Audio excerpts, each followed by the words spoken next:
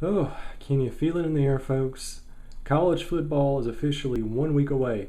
I actually scratched that. I'm airing this on a Friday, and actually tonight we're actually doing the first regular season game of the NCAA college football season. It's a game between, is it Cal and Hawaii in Australia? Because since doesn't really have to apply anymore. But anyway, 2016-2017 NCAA season upon us. I'm just going to go through this as quickly as I can and kind of trot out my picks for who's going to be playing in the playoffs, the big four non-playoff bowl games, and eventually all the conference champions. But first, there's so many teams. I can't go out there and give you my guesstimates for all 100 or so Division I college football teams. So I'm just going to go by very quickly through all the AP top 25 teams so far, and just kind of give you my prediction for the number of games I expect them to lose. Not win, just my loss expectations. We'll do it very quickly. All right, Alabama. I don't know, I got them as a 2-loss team. I think they drop a game to Ole Miss because that's tradition now. And they got the game against LSU, and I think they dropped that one as well. So 2-loss, not in playoff contention this year. Clemson, I got them being a 2-loss team too. I just think the ACC is way more competitive than it was last year, and that 2 losses ought to be enough to kind of keep them out of the playoffs as well. Oklahoma, I got them. What do you know? Another 2-loss team. I think they're going to lose to Oklahoma State. I think they're probably going to lose another trap game. I don't know. Maybe who's going to play against? I think maybe Texas Tech might be the other one, or Texas, because that's a tradition to lose them as well. So yeah, I also see them as a 2-loss team and puts them out of the playoffs. Florida State, that's our first undefeated. I think they run the table. It's going to be really hard because I think the ACC might just be the best overall conference in college football this year. But yeah, I think they're just the most loaded. They got a lot of returning players, good quarterback, and good defense. I think it'll hold up throughout the regular season. LSU, once again, this is all on the shoulders of Leonard Fournette, depending he stays healthy. I got them also running the table, another 0-loss team. They blank everybody, including Alabama, in what should be the game of the year. Ohio State University, I got them a 3-loss team. Yeah, don't have a whole lot of faith in the Buckeyes this year. I think they dropped to Michigan. I think Michigan State puts a hurting on them, and I think they probably lose at least one game to one of those crappy teams over in the West. You know, it just kind of plays out that way. Sorry. Michigan, I got them as a 1-loss team. They lose to Michigan State, but as you will see, Michigan State kind of hunches the pooch a little later in the season, and that's enough to get them in the playoffs. More on that later. Stanford, the good news is they end up winning the Pac-12. The bad news is the Pac-12 still sucks. They're a 3-loss team. No playoffs. Moving on. Tennessee, I got them as a 1-loss team. I think they dropped one game all year. It's that big one against, oh God, who is it? It's either LSU or Alabama. They're playing one of those. Well, anyway, they're going to lose that game, but run the table. They're definitely pushing their clock to the SEC. Don't worry about that. Notre Dame, okay, sorry, this is absurd. This is a 4-loss team. You know, they lost too many quality players last year, and even with sort of a crappy schedule, I think they have a lot of upset bait. They're a 4-loss team. Playoffs, not even in your vernacular if you're a Fighting Irish fan. Ole Miss, I got them as a 3-loss team. They do beat Alabama because it's what they do, but they also drop some other big games. You know, they got LSU. I think they're going to probably drop a game to, either Texas A&M or who else we got in there? Maybe even Arkansas. I think it's just a crazy dynamic. And of course, Mississippi State. So I think there's just too many trap games on their schedule. Michigan State, I got them as a 2-loss team. And they end up dropping the final game of the regular season. And I think that's against Penn State, if I'm not mistaken. They also have another earlier trap game against Ohio State or one of the other teams out in the West. So 2-loss team, enough to keep them out of the playoffs.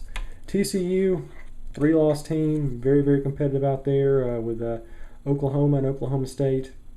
I just don't see it happening this year. I think they have a big step back in quality. I don't even know why Washington's in discussion. I mean, there's not a lot of good Pac-12 teams out there, but this one, I definitely don't see why they're ranked as high, especially when you have a lot of better teams way ahead of them. They're 4-loss, move on. Houston, I got them as a 3-loss. They were a good team last year, but they have a tougher schedule, and I think overall the quality of play in their conference is a lot better, so they'll drop at least 2 of those. UCLA, got them as a 4-loss team as well. Not really much to say about that. Iowa, I actually have them as a 3-loss team. Very good defensively, but I think, believe it or not, the western side of the conference is going to be a little bit better this year. UGA, 4-loss team, really too competitive in the SEC. They're not there yet.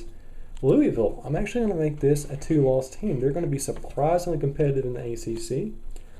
Southern Cal, let's make them a 4-loss team. They're not there yet. I mean, they got a really good running back. No, wait. Christian McCaffrey, he does play for USC, right? He's not playing for okay, yeah. No, he's playing for Stanford. Okay, never mind. Well, that might be a 5-loss team. I don't care. Move on. Southern Cal, don't even bother. Now, this is the one, and these 2 right here, Oklahoma State and UNC, I think are going to be much, much better teams. I've got Oklahoma State actually dropping 1 game all season. I've got UNC dropping 2. These 2 teams will be fighting for a playoff championship. UNC, I think, will win the other side of the ACC. Eventually, they'll lose to Florida State, but whatever. And Oklahoma State, I actually do think they're going to win the conference. They don't have a playoffs yet. They end up with the best record, and they take it. Baylor, too much stuff going on there. You got too much raping going on down there in Waco. 5-loss team. Don't see anything happening.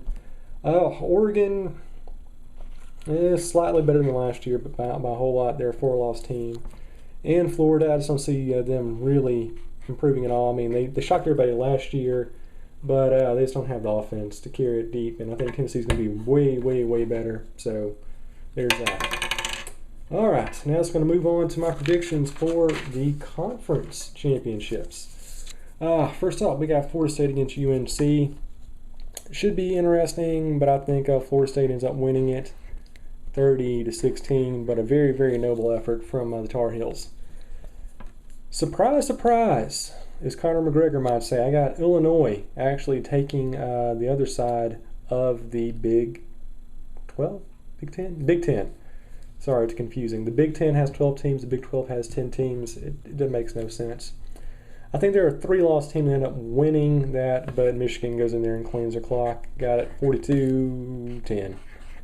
Nothing too exciting there.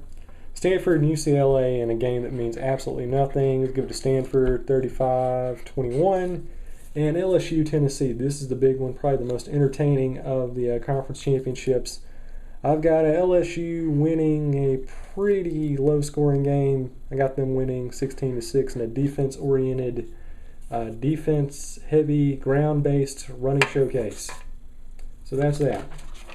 All right, before we get into the playoffs, we're going to take a look at the other big bowl games of the year. Pardon me. All right, in the Rose Bowl, I got Michigan State against Stanford. I expect Michigan State to win this one. They have revenge on their mind. And Stanford got a good run game, but not enough. I see them losing 36-12. Tennessee against Clemson. I think Tennessee has a whole lot more to fight for. I think they win 30-17 over a Clemson team, which is pretty much out of the playoff discussion by November. Alabama against Oklahoma. You know what to expect here. It's going to be down. It's going to be dirty. Lots of running, lots of defense, low scoring. And I'm going to give it to Bama 20-6.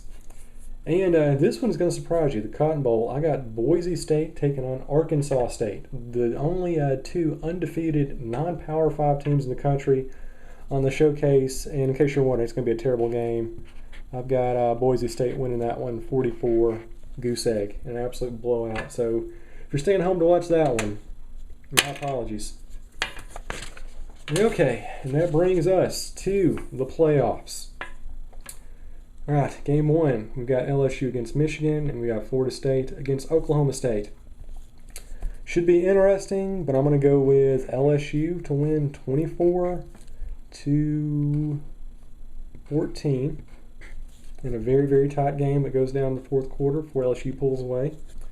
Florida State against Oklahoma State, they should be a whole lot more interesting. I got Florida State winning that one just barely 35-31, which sets up our 2016 national championship game. Got LSU taking on Florida State University. And pretty interesting mishmash of styles here. Florida State a little bit more pass happy. LSU, obviously, all about getting the rock. I think overall LSU has a little bit better defense. And I think it's going to be very, very close, but in the third quarter, that's when Leonard Fournette, who will be our Heisman Trophy candidate, no surprise there, he starts just tumbling. And I think he's ended up getting a new record for most yards ever allowed in the NCAA championship game. And at the end of the day, I got the undefeated LSU Tigers defeating the formerly undefeated Florida State Seminoles 35-21. And Leonard Fournette obviously ends up becoming the first-round draft pick, and he's going to be an immortal hero down the bayou. And, well, that's it. Just got him. LSU over FSU, 35-21. Should be interesting. Lots of crazy things going on. A lot of really high-quality teams. A lot of dynasties over the years, I think, kind of falling out of favor. And some new teams kind of coming back to their former glory. And can't wait. Saturday football's almost here. Should be a great season. And I, for one, am excited.